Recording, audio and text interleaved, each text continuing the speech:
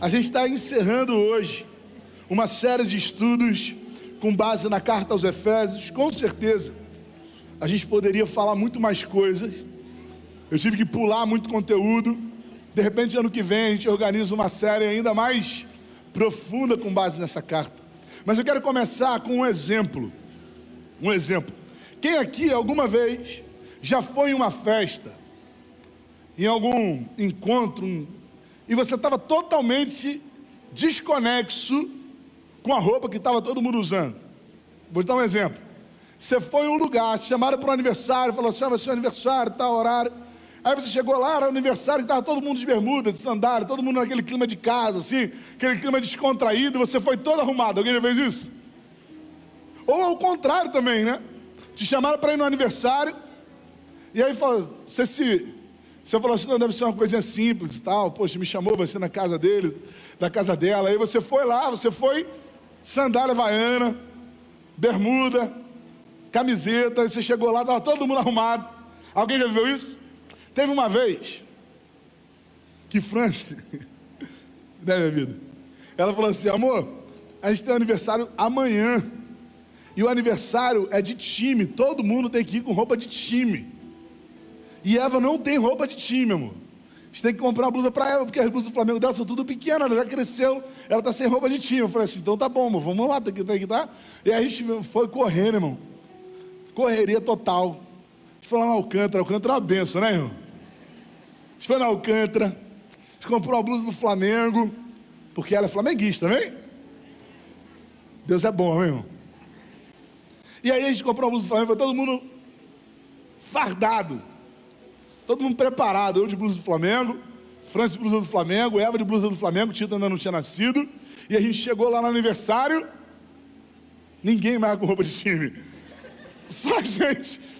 O pessoal deve ter entendido nada, porque estava só a gente de roupa de time. O pessoal deve ter achado que a gente estava no Maracanã, não sei. Todo mundo normal, todo mundo, pô, maneiro, vida todo mundo positivo, né? Falei, todo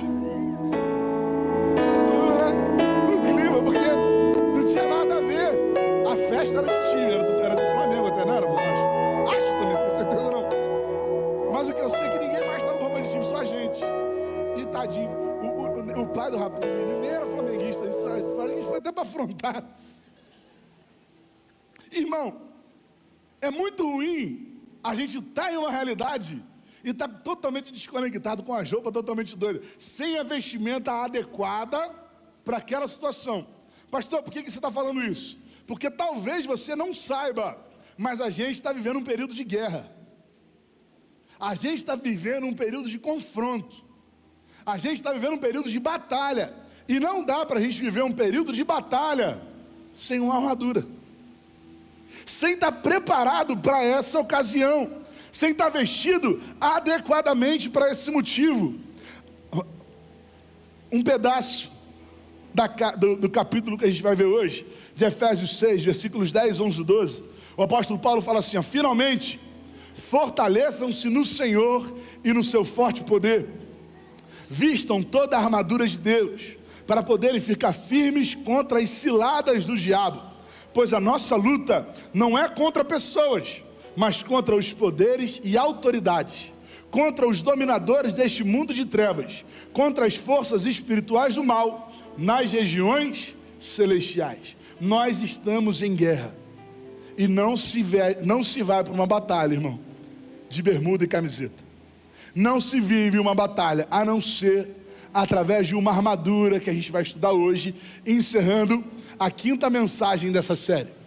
Durante todo esse mês de outubro, a gente esteve estudando junto sobre a carta do apóstolo Paulo à igreja de Éfeso, um manifesto eclesiológico, né? Uma manifestação sobre como ser igreja. Como eu falei, eu fui bem resumido e peguei um pedaço de cada capítulo. Quem sabe ano que vem a gente consiga até fazer um estudo mais extenso. No primeiro domingo, a gente viu como é importante para Deus a formação da igreja. E Deus, na sua existência como trindade, Ele trabalhou para que a gente se formasse como um. Nos tornamos um através da adoção do Pai, da redenção do Filho e do selo do Espírito, para o louvor da sua glória. Deus Pai, Deus Filho e Deus o Espírito Santo trabalhando pela formação da igreja.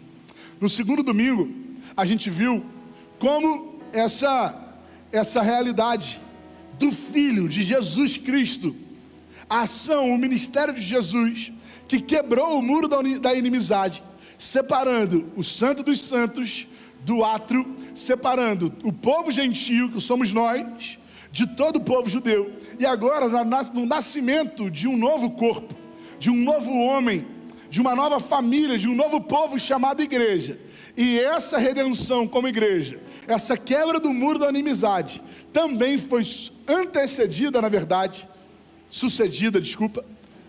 da abertura, do rasgar o véu, que fez com que esse povo tivesse também comunhão com o Pai.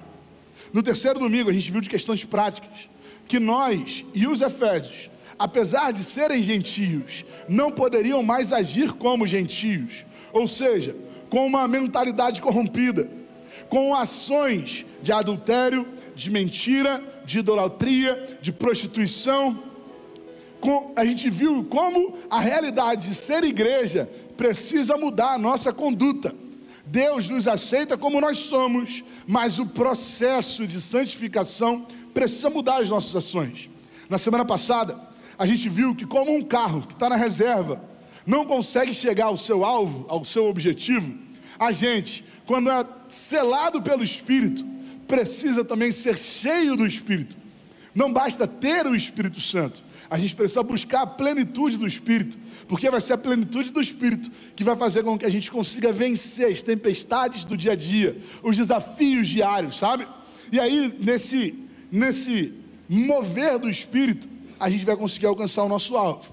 Porque aquele que é a porta, também é o caminho, mas também é o alvo. A gente tem um percurso até chegar Cristo Jesus, que é a estatura de varão perfeito.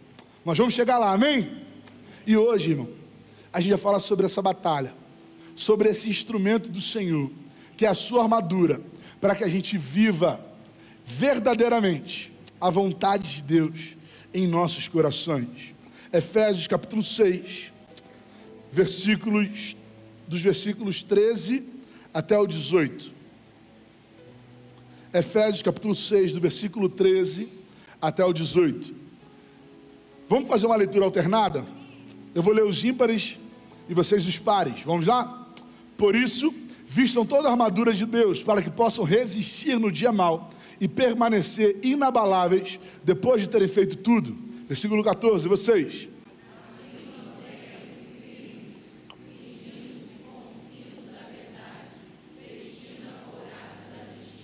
E tendo os pés calçados com a prontidão do evangelho da paz. Versículo 16.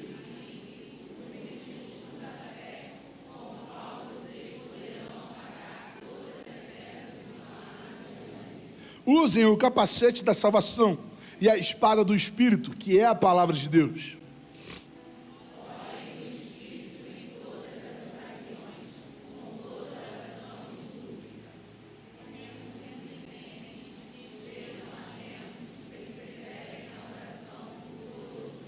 Vamos ler mais uma vez o versículo 18. Orem no Espírito em todas as ocasiões, com toda oração e súplica. Tendo isso em mente, estejam atentos e perseverem na oração por todos os santos. Paulo está trazendo uma figura de linguagem aqui, uma metáfora, uma alegoria, que compara características da salvação, da nossa fé, com a imagem de uma armadura. Existem duas formas de a gente interpretar esse texto. Ou é a obra completa de Cristo, onde o próprio Jesus disponibiliza aquilo que Ele conquistou para que a gente vista e viva a realidade de igreja, ou a gente pode interpretar como ações nossas, pessoais, pequenas atitudes da nossa prática eclesiástica que vão transmitir a nossa imagem como servos do Senhor. Teólogos classificam como 2 pontos diferentes para a gente interpretar o texto. Eu, que não sou teólogo, prefiro entender que é uma complementação um do outro. É a obra de Cristo que se derrama no comportamento e nas atitudes da igreja. A obra, aquilo que Cristo conquistou na cruz, que altera, manifesta através das ações da igreja aquilo que Ele mesmo capacita o seu povo para viver. O apóstolo Paulo está trazendo esses elementos de uma referência que os judeus entendiam, mas esse povo, os efésios, não compreendiam muito bem. Paulo está falando sobre algo que Isaías falou. De repente a gente não sabe, mas essa estrutura, boa parte dela foi anunciada pelo profeta Isaías. Tem 3 versículos que Isaías traz isso. Isaías 11, versículo 5, Isaías 52, versículo 7 e 59, verso 17. Diz assim a palavra do Senhor: a retidão será a faixa de seu peito e a fidelidade de seu cinturão. E a fidelidade, o seu cinturão. Como são belos nos montes os pés daqueles que anunciam boas novas, que proclamam a paz, que trazem as boas notícias, que proclamam salvação, que dizem a Sião: o seu Deus reina. Usou a justiça como couraça, pôs na cabeça o capacete da salvação, vestiu-se de vingança e envolveu-se no zelo como numa capa. Ou seja, Paulo conhecia essas palavras. Paulo conhecia essa alegoria que os efésios não conheciam. E ele está trazendo agora uma realidade que acontecia no Velho Testamento, que foi ensinada pelos profetas e aplicando a realidade neotestamentária, a realidade da nova aliança, a nova maneira da gente se comportar como igreja. 6 elementos, 6 itens de uma armadura que compõem e nos preparam para essa batalha. Fala sobre o cinturão da fé, e ele começa falando sobre o cinto da fé. Quando a gente olha, talvez não tenha muito sentido para a gente, porque ninguém começa a se vestir pelo cinto, não é? Mas a gente entende, principalmente quem está emagrecendo, quem está gordinho assim igual a mim, nem precisa do cinto, porque a barriga já segura, já sustenta, já está sustentando a calça. Mas o cinto, ele sustenta a vestimenta. O cinto é o que dá base para toda a armadura se manter no lugar. A verdade é a base que sustenta toda a armadura. Um dos princípios que o diabo mais usa para confundir os cristãos, para confundir a gente, é a meia-verdade. É dizer a verdade do evangelho pela metade. É dizer que se você fizer algo, você vai ser abençoado. É tentar colocar um intermediário entre nós e Deus. É tentar colocar escadas que serão percorridas para a gente alcançar a salvação. É colocar tradições, dogmas, falsos ensinos que vão parecer evangelho, mas vão nos afastar do Senhor. Vão nos encher de religiosidade, vão nos encher de preconceito, vão nos encher de medo, e sem perceber, a gente vai estar totalmente alimentado por uma mentira, e a gente vai acreditar que aquilo ali é verdade. Que tem gente que está mentindo há tanto tempo, ou vivendo numa mentira há tanto tempo, que acredita que aquilo ali é uma verdade. Tem gente sacralizando questões que não são sagradas, e profanando questões que realmente são importantes para Deus. O cinto da verdade, através da obra de Cristo, irmão, é o que nos mantém na firmeza do evangelho. É o que vai dar sustentação para toda a estrutura da nossa armadura. E óbvio que a nossa prática precisa ser uma prática de verdade. A palavra do Senhor fala que a gente precisa conhecer a verdade, e essa verdade vai fazer o que com a gente? Vai nos libertar. A obra de Cristo. A prática. Irmão, a mentira é um caminho sem volta. A mentira é um abismo que chama outro abismo. A mentira, ela só vai ser sustentada através de outra mentira. E você vai ter que trazer vários pensamentos ou várias falas para poder corroborar com aquilo que você falou lá no início. E de repente você já está mergulhado em um poço de mentira que foi causado por uma mentirinha assim, ó. Não, irmão. A verdade precisa ser dita, ainda que não seja interessante para a gente, ainda que não seja algo que vai nos trazer benefício. A base do cristão é a verdade, irmão. Por isso, seja transparente, irmão.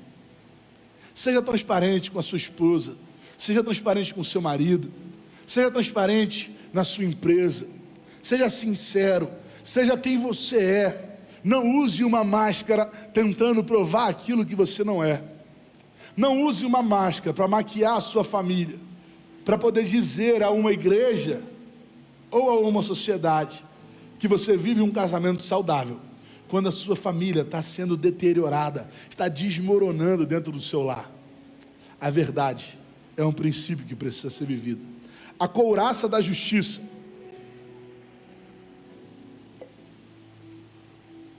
A couraça era aquele item, né? Aquele que vestia todo o corpo do soldado, né? Ele vestia como uma camisa, ela era feita de metal, para impedir que as lanças alcançassem aquele corpo, né? O corpo do soldado. Então a couraça da justiça protegia aqui o tórax, a barriga. E essa justiça também é uma marca da igreja. Não porque nós somos justos, mas porque fomos justificados. Nós somos justos pela justiça do Senhor. Fomos justificados pela obra perfeita de Jesus Cristo. Por isso, irmão, essa couraça que nos protege das ações do inferno, elas fazem isso porque talvez em algum momento do seu percurso, o diabo já tenha te acusado. Em algum momento desse percurso, o diabo já tenha usado os seus erros, as suas falhas, os seus deslizes, para poder impedir aquilo que Deus quer fazer na sua vida, como um ataque. E ele vai falar assim: você não é merecedor, você não é justo o suficiente. Talvez na religiosidade, a gente tenha sido levado a compreender que uma vida justa gera salvação, mas não é isso. Nós não somos justificados pela nossa justiça. A obra do Senhor nos justificou. Então quando o diabo te acusar, irmão, fala assim: realmente eu não sou, porque não é a minha justiça que eu estou vestindo, eu estou vestindo a justiça do Senhor, eu estou vestindo a justiça de Jesus. E aí, meu irmão, não tem justiça maior do que aquela que foi proclamada por Cristo. Quando o diabo te atacar, lembre-se que a couraça da justiça do Senhor foi aquela levantada, é aquela que Ele te entregou para você vestir durante esse ataque. Não se ache merecedor, porque você não é, eu não sou, mas também não te ache não te ache impossível, porque aquilo que é impossível para os homens é possível para Deus. Óbvio que essa obra redentora de Cristo muda também a nossa maneira de lidar, e aí a gente se revolta com a injustiça. Bem-aventurados que têm fome e sede de justiça. Jesus ensina isso lá no Sermão do Monte. Então a nossa maneira de conduzir a nossa vida é com justiça. Você que é patrão, você que é aí empresário, seja justo com os seus empregados, com os seus funcionários, irmãos. Dê um salário justo a eles, mesmo que isso interfira no seu bolso. Dê um salário digno, e mesmo que isso interfira na sua lucratividade. Você que é um funcionário, seja justo e não roube o seu patrão, o seu chefe, porque você foi chamado para agir em justiça. Pastor, eu fico indignado quando eu olho o judiciário e eu vejo um judiciário corrompido. Eu sei, mas a corrupção que está lá no judiciário começa dentro do nosso coração. Começa quando a gente faz uma negociação e busca só o nosso interesse. Começa quando a gente trata um funcionário ou um chefe, um patrão com desigualdade. Não, irmão, a justiça que nós vestimos e que o Senhor conquistou na cruz do Calvário precisa mudar a maneira que a gente conduz a nossa vida. Uma vida firmada na verdade, onde o cinturão da verdade sustenta, uma vida onde a couraça da justiça livra dos dardos do inferno, uma justiça onde as sandálias do evangelho da paz nos permitem viver e andar de um lado para o outro. A obra de Cristo estabeleceu paz entre o homem e Deus. Que a gente cantou aqui ainda agora, né? Irmão, essa música fala muito, ela é muito profunda. Quando você estiver em casa, ouve de novo, ouça lá durante a semana, porque ela fala muito sobre o verdadeiro evangelho. Paz com Deus. É o evangelho, um instrumento de Deus, para que a gente consiga ter paz com Ele. A palavra do Senhor fala que se Deus é por nós, agora a minha pergunta é, se Deus não é por nós, irmão, quem vai ser ao nosso favor? Se Deus não guerreia as nossas guerras, se Deus não nos torna vencedores, se Deus não nos sustenta no meio da tribulação, quem vai ser a nosso favor? Nós? A nossa força? Vai ser o nosso braço? Vai ser o diabo? Não, irmão. Talvez você esteja aqui, esteja longe do evangelho. Eu quero dizer para você que a única forma de você ter Deus verdadeiramente ao seu lado é através da mensagem da cruz. Ela estabelece a paz entre os homens e Deus. E essa obra de Cristo na cruz interfere na maneira como a gente age em relação ao outro. A gente vai agir buscando a paz. Sabe aquela frase, né? Que é melhor ter paz do que ter razão? Quem já viu isso? É muito bom para casamento, não é? Quando o homem entende isso, irmão, ele resolve 80% dos problemas. A mulher também, né, amor? Tá me olhando assim por quê? Não. Quero ficar em paz, amor. Eu lembro que teve uma vez que eu postei isso, há muito tempo atrás, no Facebook. Botei lá, é melhor ter paz do que ter razão. Botei só essa frase, não sei nem quem falou isso, só botei lá. Aí veio uma irmã, escreveu uma textão, falou assim: pastor, não concordo, por causa disso, daquilo outro, não sei o que lá, botou um monte de coisa assim. Aí eu comentei embaixo assim: você tem razão.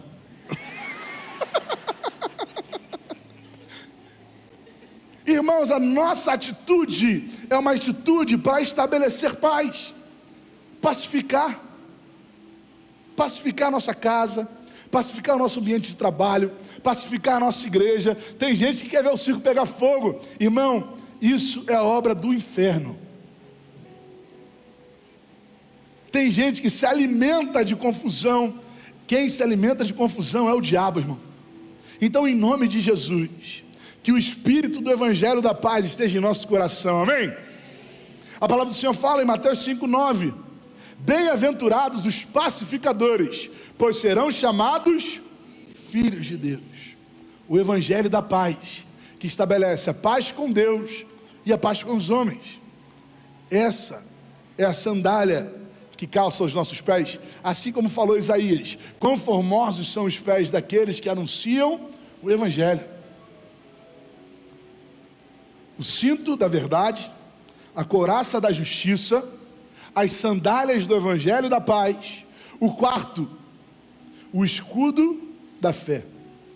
E através da obra de Cristo, a fé que Ele nos dá, Ele coloca em nosso coração, é a única forma de a gente agradar a Deus. Hebreus capítulo 10, versículo 38 fala: mas o meu justo viverá pela fé. Você pode dizer mais uma vez só essa frase comigo? Vamos lá. Mas o meu justo, mais uma vez, agora você, mas a fé não é apenas o que nos faz alcançar a obra de Jesus, ela sim é o critério para a nossa ação. Tem gente que estabelece a paz como um critério de ação. Não, a paz é um objetivo, a paz é o que a gente quer alcançar. A gente vai praticar coisas que não vão trazer paz ao nosso coração, mas o resultado dela vai ser paz. Por exemplo, quando Jesus diz no monte do Getsêmani, ele fala assim: Pai, se possível, passe de mim esse cálice, contudo seja feita a tua vontade. Ele não estava com paz no coração, irmão.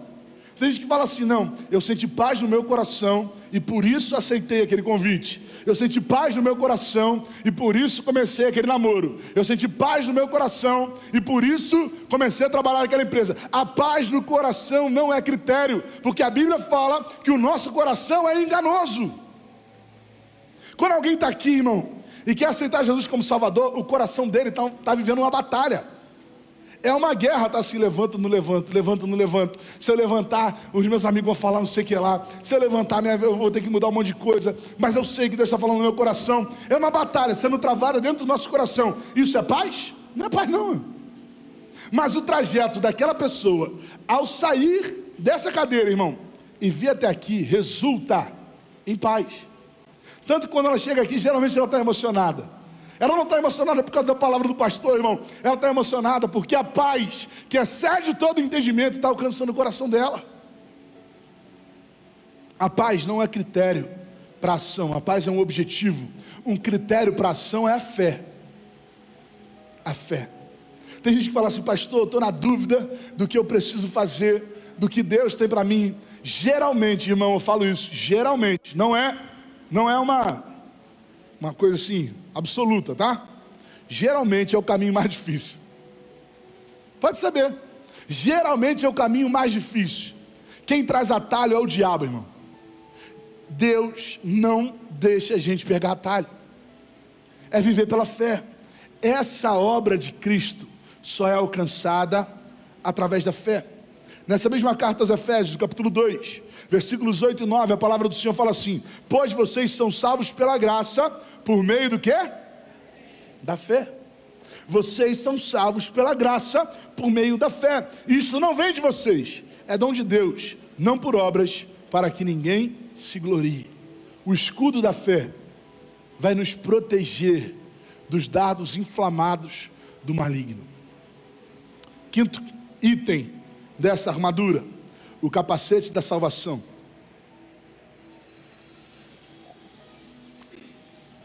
Não é a nossa beleza. Eu sei que eu chamo um monte de gente bonito aí, Ana. Tem uns aqui que até se decepcionaram quando repararam que eu falo isso para todo mundo.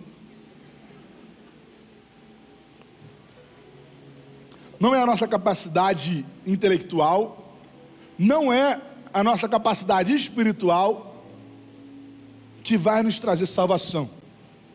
A obra de Cristo completa, ela sim traz salvação para as nossas almas.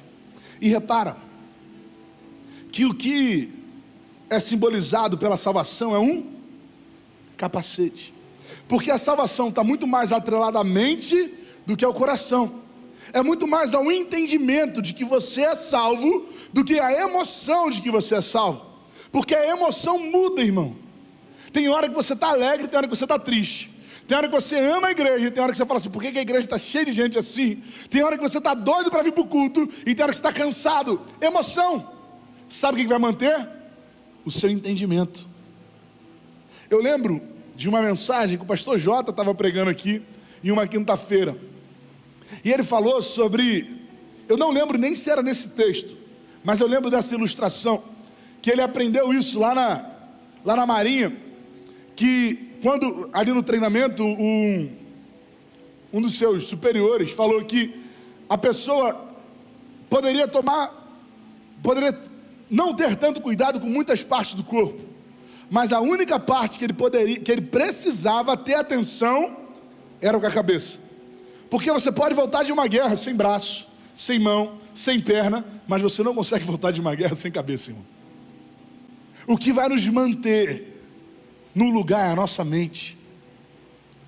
Por que que uma das maiores áreas que tem sido atacadas na nossa sociedade hoje é a nossa mente. Um dos lugares mais difíceis de a gente se manter são é aqui, ó, na nossa cabeça.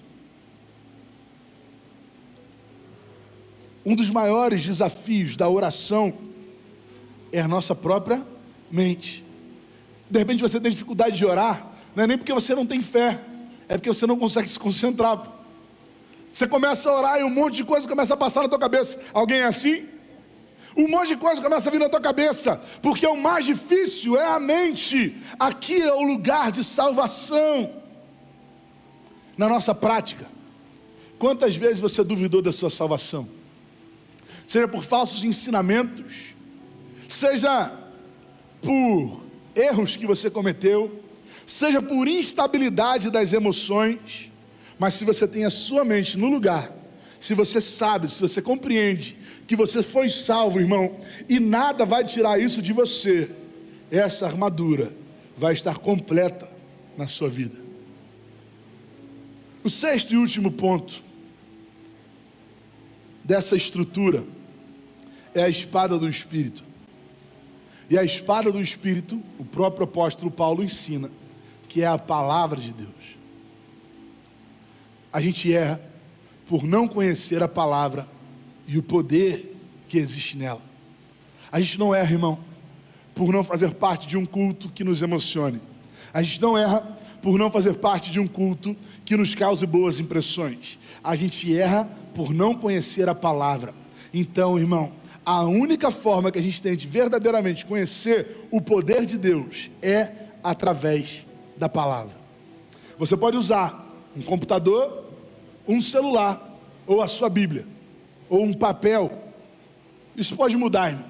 O que não pode mudar são os princípios que essa palavra carrega.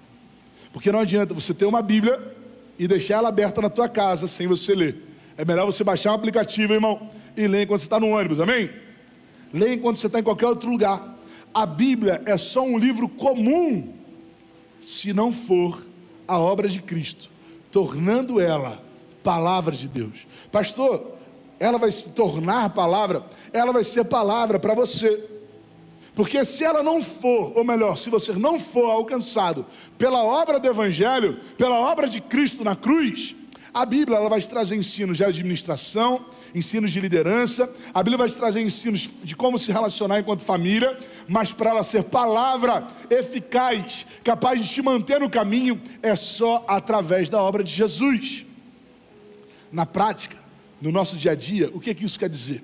Quer dizer que o diabo vai fazer assim como fez com Jesus, e vai trazer ensinos deturpados da palavra, para tentar te tirar do caminho, e ele vai dizer assim, está escrito.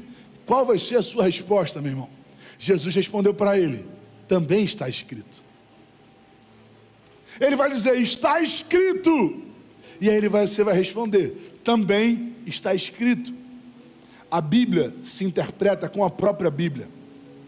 A palavra fala sobre a própria palavra. Não dá para a gente pegar um texto, interpretar ele fora de contexto e achar que aquilo ali é um princípio. Não dá. Existe uma linha que percorre toda a palavra de Deus, que mostra que verdadeiramente Deus estava no controle da formação da sua palavra, e ela é capaz de nos fazer vencer essa batalha que a gente trava na nossa mente, no nosso trabalho, na nossa faculdade, até às vezes na nossa igreja. A Bíblia vai ser um instrumento que vai fazer com que você não seja enrolado, irmão, nem por mim. A hora que eu quiser falar alguma coisa aqui e eu falar contra a palavra de Deus, você vai estar pronto para me exortar, você vai estar pronto para me alertar, porque eu não estou aqui como dono da verdade. Eu estou aqui para viver junto com vocês esse crescimento, esse preparo que Deus está trazendo para a sua igreja, através do cinturão da verdade, da couraça da justiça, das sandálias do evangelho da paz, do escudo da fé, do capacete da salvação e da espada, que é a palavra. Pastor, eu já ouvi muito sobre esse texto, eu já li muitas vezes, só que a realidade é que eu não sei como viver isso. Vamos voltar aqui para o texto? Efésios 6. Primeiro repara no versículo 13. Por isso vistam toda a armadura de Deus. Versículo 13 de Efésios 6. Por isso vistam toda a armadura de Deus. Por quê? Porque não dá para você usar uma peça e não usar outra. Como fruto do Espírito. Tem gente que fala assim, pastor, eu consigo ter amabilidade, mas eu não consigo ter mansidão. Irmão, o mesmo Espírito que dá mansidão, dá domínio próprio, dá longanimidade, benignidade, amabilidade. Não adianta a gente achar que são questões separadas, não são os frutos do Espírito, como não são as peças da armadura. Vistam a armadura de Deus, para que possam resistir no dia mau e permanecer inabaláveis depois de terem feito tudo. E aí, como fazer isso? Versículo 18: orem no Espírito, em todas as ocasiões, com toda oração e súplica. Tendo isso em mente, estejam atentos e perseverem na oração por todos os santos. Só existe uma maneira, irmão,